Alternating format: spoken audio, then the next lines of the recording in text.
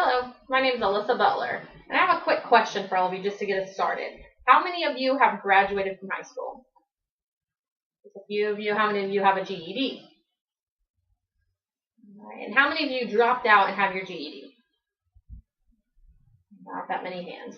Okay, so a little bit what we want to talk about today is just raising the dropout age and how it can be beneficial. So another question I have is, how many of you have ever had to answer the question whether or not you graduated on the job application? Most of you. It is on every job application. It will either ask you if you have graduated high school or how much of schooling have you completed. And most jobs will not hire you unless you have your GED or you've graduated from high school. Also, what ties in there is a lot of times it also is going to ask the question if you are a convicted felon. It's even harder for felons to find jobs. And it's actually a proven fact that a lot of high school dropouts will end up in jail at some point in their life. So that's a double whammy against you.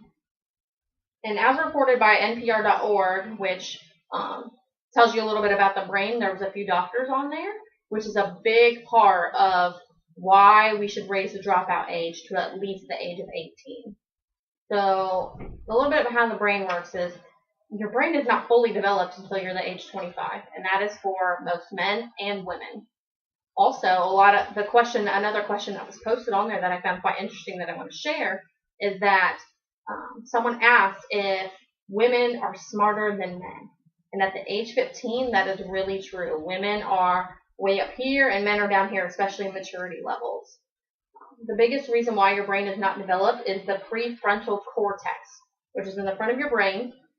This controls impulsive thinking and decision making. Those items are not fully developed, especially by the age of 16. The age of 16 is the age that most students can drop out, a lot of them with parental permission.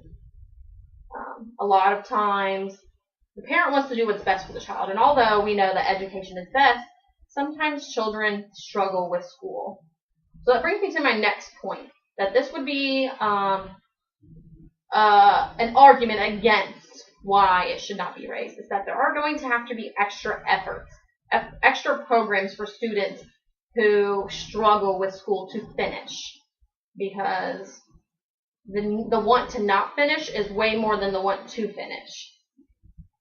The next point that I want to bring you to was reported by the University of Toronto, was that there are a lot of downfalls to not graduating, which most of us know, the struggle to find a job.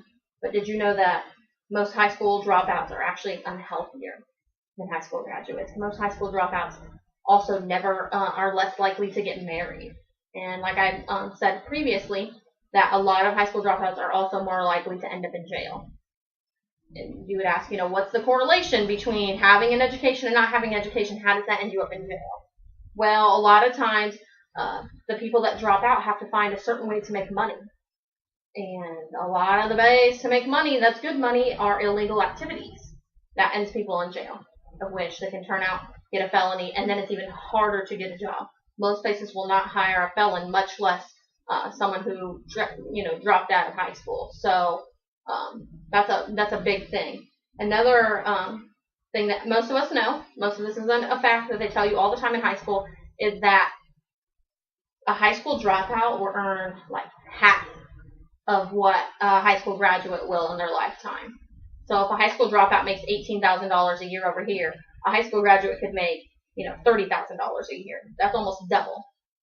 So sometimes it seems that it would be unfair that if one person graduated high school, that they would make so much more money even if they were doing the same job. But it's all based on your experience. Okay. So these high school dropouts, they're getting experience in things that they don't need to get experience in. That's not helping them in life. Whereas high school graduates, most high school graduates go on to attend college. So let me bring you to the next point, that how raising the dropout age can help. So raising the dropout age will also make the attendance to school go higher. So a lot more students will feel compelled to go to school because they're going to have to go anyway. There will be higher attendance. There will be better grades because there will be that push that, sorry, you can't just wimp out and drop out at the age of 16. The second point is that a lot more students who graduate from high school will also attend college. So, that's great. Everybody's like, that's great. Everybody's going to go to school. Everybody's going to go to college and get a degree. Or maybe they won't get a degree. Maybe they'll just drop out college instead of high school. But a lot of things that this also helps are adult socioeconomic situations. So, your social skills are going to be increased from graduating high school. Your ability to hold a conversation with someone intellectual is also going to go higher. And like I spoke about earlier, high school dropouts are less likely to get married.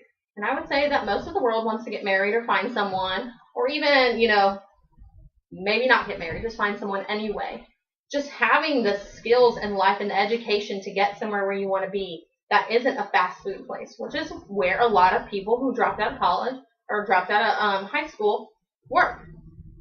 Just going to college can increase your social life, your romance life, your family life. Your family is going to look at you with a little bit more respect, and just going to college is going to help you anyway. No matter if you drop out, the fact that you have on there that the highest amount of education you have completed is some college is going to help you get a job, and a job gives you money, which makes the world go round.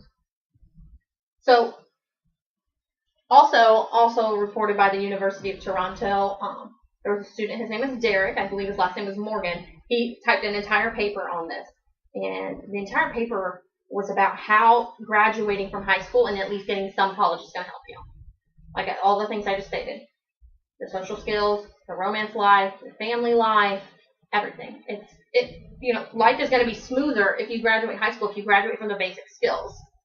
Another point this brings us to that might be an argument against this is that there are a lot of teen pregnancies now.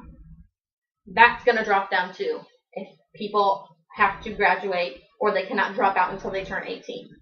The amount of teen pregnancies will drop. They will decrease. Also, about 1.1% of students will also be less likely to participate in any drug activity or illegal activity.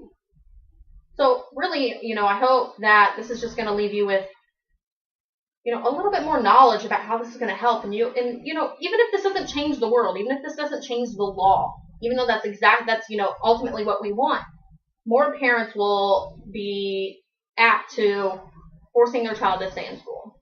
The last thing I want to leave you with is a quote by David Blythe. He said that trying to create success from not working hard is like trying to harvest plants where you haven't planted. You can't harvest anything from not working hard. So that's just the last thing I want to leave you with, and I hope all of you think a little bit more about this and how graduating is going to help you with your whole life, all of it.